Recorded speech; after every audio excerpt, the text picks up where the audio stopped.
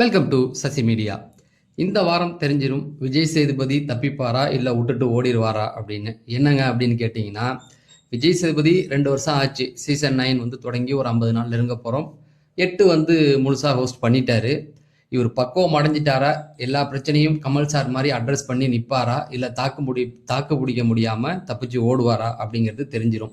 ஏன்னா அந்த அளவுக்கு இந்த வாரம் பிரச்சனைகள் இருக்குது. அந்த பிரச்சனைகள்லாம் என்னென்ன, அதை எப்படி அவர் ஹேண்டில் பண்ண போகிறாரு அப்படிங்கிறத இந்த வீடியோவில் பார்த்துடலாம். நீங்கள் இன்னும் நம்ம சேனலை சப்ஸ்கிரைப் பண்ணணும்னா சப்ஸ்கிரைப் பண்ணிடுங்க. சரி, இந்த வாரத்துடைய முதல் பிரச்சனை என்ன அப்படின்னு பார்த்தீங்கன்னா, கேப்டன்சி டாஸ்க்கு. அதில் சபரி வர்சஸ் பார்வதி, இவங்க 2 பேர் பிரச்சனை அங்கே நடந்தது. இதில் பாராட்டு கண்டிப்பாக பார்த்தீங்கன்னா பார்வதிக்கு கிடைக்கும். இவ்வளோ அடிபட்டும் ஏஞ்சி ஒரு கேம் விளாண்டாங்க. இந்த வாரம் எங்கேயுமே அடிபட்டதை வச்சு எந்த ஒரு இடத்துலையுமே வந்து எனக்கு அடிபட்டிருக்கு அப்படின்னு சொல்லி கேமில் எந்த ஒரு விஷயமும் அவங்க பண்ணலை. அதனால கண்டிப்பாக பாராட்டுகள் கொடுப்பாரு, அது எந்த மாற்று கருத்தும் இல்லை. இப்போ இந்த கேப்டன்சி டாஸ்க்கு எப்படி நடந்தது, அதில் 2 விஷயம் இருக்குது. ஒன்று, பார்வதி மேலே தப்பா சபரி மேலே தப்பா என்ன கேட்டால் 2 பேர் மேலேயும் தவறு இருக்குது. ஒரு கேமில் நடுவர்கள் என்ன சொல்லிட்டாங்க, நீங்கள் வந்து அவுட்டு, நீங்கள் வரக்கூடாதுன்னு சொன்னதுக்கப்புறம் பார்வதி திரும்ப போய் ஒரு கேம் விளாண்டாங்க. அதுக்கப்புறம் தான் கைகலப்பானது தள்ளி விட்டது. ஸோ ஒரு கேமில் நடுவர் என்ன சொல்லிட்டாங்க, தப்புன்ட்டாங்க. நீங்கள் டிஸ்குவாலிஃபைன்னு சொன்னதுக்கப்புறம் அவங்க போனது அவங்க தப்பு. இந்த பக்கம் சபரியை எடுத்தால் என்னதான் அவர் பொறுமையாக இருந்தார், காலம் மிதிச்சாருன்னாலும் தள்ளி விட்டது, அவங்களுக்கு அடிப்பட்டதுக்கு அப்புறம் தான் இந்த நிகழ்வு நடந்தது. கண்ணில் அடிப்பட்டு வீங்கி இருக்கு, அதுக்கப்புறம் தான் தள்ளியும் விட்டுருக்காரு. அந்த ஒரு இடத்துல அவர் மேலேயும் தப்பு இருக்குது. கண்டிப்பாக இதையும் விஜய் சேதுபதி வந்து கேட்பாரு. இது ஒரு விஷயம் இருக்குது. அடுத்தது பார்த்தீங்க அப்படின்னா, நடுவர்கள், இந்த நடுவர்களாக இருந்த கனி குரூப்பீசம் பண்ணாங்க அப்படிங்கிற ஒரு குற்றச்சாட்டு பெரும்பான்மையான மக்கள் வைக்கிறாங்க. சிலர் இல்லைங்க, அவங்க நியாயமாக நடந்துக்கிட்டாங்க அப்படின்ற ஒரு விஷயம் இருக்குது. இந்த பக்கம் பார்த்தீங்கன்னா, சாண்ட்ரா அவர்கள் அங்கே அமைதியாக நின்றுட்டு ஒரு ஜட்ஜாக கொடுத்தா விஷயத்த நீ தான் கரெக்டாக எடுத்து பேசணும், பேசாமல் என்ன பண்ணிட்டாங்க, வெளியில் வந்து புறணி பேசுகிற வேலையை மட்டுமே பார்த்தாங்க. அதுக்கப்புறமேட்டுக்கு பெஸ்ட் ஹோஸ்ட்டில் அவங்க ஜட்ஜாக ஒழுங்காக இல்லை அப்படின்னாங்க. நீங்கள் மட்டும் என்ன பண்ணீங்க, அமைதியாக இருக்கிறதுக்கு அவங்களுக்கு ஜட்ஜு போஸ்ட்டு கொடுத்தோம். நீங்களும் வந்து அந்த இடத்துல பேசுகிறது யார் தப்பு, உங்கள் தப்பு. அதே இடத்துல இவங்க குரூப்பீசம் பண்ணாங்கன்னு உங்களால் வாயால் சொல்ல முடியாமல் பின்னாடி வந்து புறணி பேசி கிளப்பினீங்க இல்லையா. ஸோ இந்த விஷயங்கள் இருக்குது. இப்போ ஜட்ஜஸ் 2 பேர்ட்டையும் கேள்வி கேட்கணும். இந்த பக்கம் சபரி பார்வதி இவங்க 2 பேர்ட்டையுமே கேள்வி கேட்கப்படும்.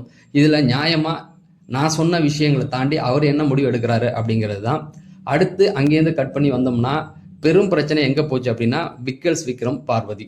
இந்த விக்கல்ஸ் விக்ரம் பார்வதியில் இவரை பொறுத்த வரைக்கும், நம்ம விக்கல்ஸை பொறுத்த வரைக்கும், அவர் அந்த இடத்துல நின்று ஜட்ஜஸ் வந்து ஒரு விஷயத்த சொல்கிறாங்க, இந்த மாதிரி டிஸ்குவாலிஃபை அப்படின்னும் போது அவர் வந்து ஒரு பொறுமையை இழந்து தான் கத்துனார். அதாவது தொடர்ந்து நீங்கள் மேட்ச் நடத்திக்கிட்டே இருக்கீங்க, இவங்களும் தப்பு பண்ணிக்கிட்டே இருந்தால் என்ன அர்த்தம்னு கேட்டார். அந்த ஒரு பிரச்சனையை எடுத்து வந்து பார்வதி திரும்ப பேசி ஒரு ஃபைட் நடந்தது. அதுக்கப்புறமும் ஒரு ஃபைட் நடந்தது. அதாவது அந்த குரூப் டிஸ்கஷன் மாதிரி இருக்கிற இடத்துலையும் ஒரு ஃபைட் நடந்தது. இதில் விக்ரமுக்கு ஒரு இடத்துல பாராட்டு கொடுக்கணும். ஏன்னா ஒரு இடத்துல தப்புன்னா தப்பு, அது ஜட்ஜே சொல்லிட்டாங்க அப்படின்னு அவர் ஏஞ்சி நின்னது கரெக்டு. ஆனால் சண்டையில் சில இடங்கள்ல அவர் வந்து பார்வதிக்கு ஈக்குவலாக அவரும் நடந்துக்கிட்டாரு. அவங்களை கிண்டல் பண்ணுற விதம் எல்லாமே போச்சு. ஸோ அந்த ஒரு விஷயத்தையும் அவர் வந்து என்ன பண்ண போகிறாருன்னு பார்க்கணும். அதுக்கப்புறமேட்டுக்கு கமருதீனுக்கும் இவருக்கும் ஒரு ஃபைட் வந்தது. அங்கே வளர்ப்பு சரியில்லை அப்படிங்கிற மாதிரியான வார்த்தைகள் பதிவிட்டாங்க. இவர் அங்கேயும் வந்து டான்ஸ் எல்லாம் அடிக்கிண்டல்லாம் பண்ணி காமிச்சார். அதுக்கப்புறமேட்டுக்கு பார்வதி வந்து என்ன சொல்கிறாங்கன்னா, வக்ரம் விக்கல்ஸ் அப்படிங்கிற மாதிரி ஒரு பேரை வச்சு விட்டாங்க. ஸோ இந்த விஷயத்தையும் அவர் வந்து எப்படி ஹேண்டில் பண்ண போகிறாரு அப்படிங்கிறத பார்க்கணும். இதில் யார் மேலே சரி யார் மேலே தப்பு அப்படிங்கிறதையும் அவர் வந்து அங்கே சொல்லி ஆகணும். அதுக்கப்புறமேட்டுக்கு பார்த்தீங்கன்னா, நாமினேஷன் டிஸ்கஸ். இந்த வாரம் நாமினேஷனை பொறுத்த வரைக்கும் குரூப்பாக தான் எல்லாமே நடந்தது. Best host, nomination, captaincy task எல்லாமே வந்து பிரஜன், சாண்ட்ரா, திவ்யா, பார்வதி, கமருதீன் இவங்க 5 பேருமே நாமினேஷனை டிஸ்கஸ் பண்ணாங்க. அதை அங்கே பண்ணக்கூடாது, அதை ஏன் பண்ணாங்க, அதை 1 hour எபிசோட்லையும் போட்டு காமிச்சிட்டாங்க. ஸோ நாமினேஷன் டிஸ்கஸ் பண்ணது அவர் கண்டிப்பாக அதை வந்து அட்ரஸ் பண்ணி ஆகணும். அதுக்கப்புறமேட்டு குரூப்பீசம் தப்புன்னு அவர் தான் 2 வாரத்துக்கு முன்னாடி சொல்லிட்டு போனார். இப்போ இவங்க புதுசாக ஒரு குரூப்பை எடுத்துகிட்டு வந்து இவங்க என்ன பண்ணுறாங்க, பெஸ்ட் ஹோஸ்ட்லேயும் அதை பண்ணாங்க, கேப்டன்சி டாஸ்க்லையும் பண்ணாங்க. ஸோ அந்த குரூப் 5 பேரையும் வந்து கண்டிப்பாக அவர் கேள்வி கேட்கணும் அப்படிங்கிறது தான். ஆனால் அவர் அதை எப்படி எடுத்துகிட்டு போகிறாரு அப்படிங்கிறது தெரியல.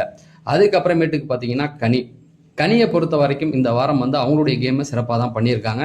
தவறுகள் அங்கங்கே இருக்க தான் செய்யும். ஆனால் பெரும்பான்மை இடத்துல அவங்க என்ன பண்ணணுமோ அதை பண்ணாங்க. போன வாரம் என்ன சொன்னார், நீங்கள் ஓப்பனப் ஆகலை, அமைதியாக உட்காடுறீங்க, பேசுங்கன்னாங்க. தனக்கான அந்த டாஸ்கில் வந்து இவர் திவாகர் வந்து மரியாதை கெட்டுன்ற இடத்துலையும் பேசினாங்க. டாஸ்க் நல்லா விளையாண்டாங்க. ஆனால் ஒஸ்ட்டில் அவங்கள வந்து தூக்கி போட்டது தப்பு. ஒஸ்ட்டுக்கு நிறைய பேர் இருக்காங்க, ஓகேங்களா? அந்த இடத்துல இவங்களை தூக்கி போட்டதும் குரூப்பிசம் தான். அதனால் கனிக்கு இந்த வாரம் பாராட்டு கொடுப்பாரா இல்லை அவங்களையும் ரோஸ்ட் பண்ணுவாரா அப்படிங்கிறதையும் நம்ம பொறுத்திருந்து பார்க்கணும். அதுக்கப்புறமேட்டுக்கு பார்வதி அரோரா அவங்களுடைய அந்த ஃபைட், அந்த குறியீடு சொன்னாங்கல்ல, அரோரா வந்து தப்பான மீனிங்லாம் நான் காட்டல அப்படிங்கிறாங்க. ஆனால் பார்வதி திவாகர் இல்லை அவங்க அப்படி தான் பண்ணாங்க அப்படின்னாங்க. இதில் என்ன அப்படின்னா, அரோராவுக்கு சப்போர்ட்டாக சபரியெல்லாம் வந்து நேற்று நைட்டு பகலில் பேசினார், எபிசோடில் பார்த்துருப்பீங்க. ஆனால் மிட் நைட்டில் இவங்க என்ன பண்ணிட்டாங்க, அரோரா சாண்ட்ராவுக்கு அந்த ப்ரெஸ் பிரச்சனையில் சாண்ட்ரா பக்கம் போய் நின்றுட்டாங்க. சபரி தான் தப்பு அப்படிங்கிற மாதிரி. இதில் யாருக்கு சப்போர்ட் பண்ணுறதுன்னு தெரியல. சரி, இப்போ பார்வதி ரைட்டா அரோரா ரைட்டா அப்படிங்கிற அந்த ஒரு டிஸ்கஷன் போகும். இதுக்கு திவாகரும் வந்து பதில் சொல்லி ஆகணும். அதுக்கப்புறமேட்டுக்கு திவாகர் அப்படின்னு வந்தால் திவாகருக்கும் அந்த டாஸ்கில் என்ன பண்ணிட்டாரு, நான் டாஸ்க் பண்ண முடியாது தூக்கி போட்டு போனார். அதுக்கப்புறமேட்டுக்கு கனிக்கிட்ட போய் மரியாதை கெட்டுரும் அப்படின்னு சொன்ன வார்த்தையாக இருக்கட்டும், இன்னும் இவர் திவ்யாகிட்ட போய் நீங்கள் எந்த குலம் கோத்திரம் அப்படின்னு கேட்டதாக இருக்கட்டும், கல்யாணம் பண்ணிக்கிறது வரம்பு மீறி போனது, இந்த ஒரு விஷயம் இருக்குது. இதெல்லாம் என்ன சொல்ல போகிறாரு அப்படிங்கிறத பார்க்கணும். அதுக்கப்புறமேட்டுக்கு வந்து கானா வினோத்துக்கும் அவருக்கும் நடந்த அந்த பிரச்சனை, இப்போ கானா வினோத்தும் இவர் திவாகருக்கும் நடந்த பிரச்சனை வெளியில் வந்து வேற விதமாக கொண்டு போயிட்டாங்க. அவர் வந்து நிறைய விஷயங்களை பேசக்கூடாத சில விஷயங்கள், நான் டீசெண்டாக முடிச்சுக்கிறேன், பேசக்கூடாத சில விஷயங்களை பிபி வீட்டுக்குள்ளே அவர் எடுத்து பேசுகிறாரு திவாகர் அப்படிங்கிறதையும், இவர் வந்து உருவக்கேலி செய்கிறாரு அப்படிங்கிற மாதிரியான குற்றச்சாட்டுகள் 2 பேர் மேலேயும் சரிசமமாக வைக்கிறாங்க. இதில் 2 பேருக்குமே அவர் கண்டிப்பாக அட்ரஸ் பண்ணணும், பேசணும் அப்படிங்கிறதா. ஏன்னா அவர் எது பேசக்கூடாதுன்னு நம்ம சொல்கிறோமோ டீசெண்டாக சொல்கிறோம், புரிஞ்சுக்கிங்க.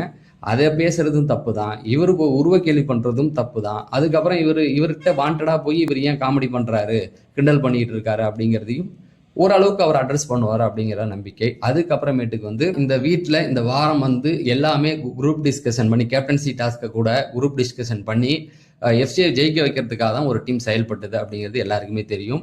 இப்போ இதை வந்து அவர் அட்ரஸ் பண்ணி ஆகணும். அதாவது குரூப்பாக சேர்ந்து கேம் ஆடக்கூடாதுன்னு சொல்லி அவங்க வந்து திரும்பவும் பண்ணியிருக்காங்க. சாண்ட்ராவுக்கு ஒரு பிரச்சனை ஏன் உள்ளே வராரு, சாண்ட்ரா பேச மாட்டாங்களா? அப்போ குரூப்பாக தான் அந்த ஒயில்ட் கார்டில் வந்து 3 பேருமே குரூப்பீசம் பண்ணுறாங்க. அதை வந்து தட்டி கேட்டே ஆகணும். முதல்ல தனித்தனியாக நீங்கள் கேம் விளாடுங்க அப்படிங்கிறத சொல்லணும். அதே போல் பிரஜனை வந்து அடிக்கடி நீங்கள் இதுவரையும் பார்க்காத பிரச்சனை பார்த்துருவீங்க, எனக்கே தெரியாத பிரச்சனை பார்த்துருவீங்கிறான். சுபிக்ஷா வந்து எனக்கு இது நடந்திருந்தா வேற மாதிரி போயிருக்கும் அப்படின்னு சொன்ன ஒரு வார்த்தையை பிடிச்சிக்கிட்டு த்ரெட்டனிங் மாதிரி இருக்கு அப்படின்னு பிரஜன் சொல்றாருன்னா, இப்போ இதே பிரஜன் வந்து அடிக்கடி நீங்கள் நானே பார்க்காத பிரச்சனை பார்த்துருவீங்க அப்படிங்கிற மாதிரியான சொல்கிற வார்த்தையும் மிரட்டல் போல தான் இருக்குது. அதையும் வந்து கண்டிப்பாக பிரச்சனை வந்து கேள்வி கேட்டே ஆகணும். அவங்க தனியாக கேம் விளையாட சொல்லணும். அதாவது இவங்களுக்கு ஒரு பிரச்சனைனா அவங்களுக்கு ஒரு பிரச்சனை இவங்களும் வர்றது இங்கே வந்து சரி கிடையாது. அதே போல் கடைசியாக வந்து நம்ம இன்னொரு விஷயத்தையும் பார்க்கணும். அதாவது இந்த ப்ரெஸ் மேட்ரு, இதில் கண்டிப்பாக குறும்படம் போடுங்க சார். ஏன்னா நேற்று நைட்டு லைவ் பார்த்தோம், எல்லாருக்குமே தெரியும் இதை எவ்வளோ பெரிய இஷ்யூவாக கொண்டு போனாங்க அப்படின்னு. ஒரு ப்ரெஸ்ஸு, அந்த ப்ரெஸ்ஸுக்கான போய் பிக் பாஸ்கிட்ட கேட்டால் கொண்டாந்து கொடுக்க போகிறாரு, முடிஞ்சு போச்சு.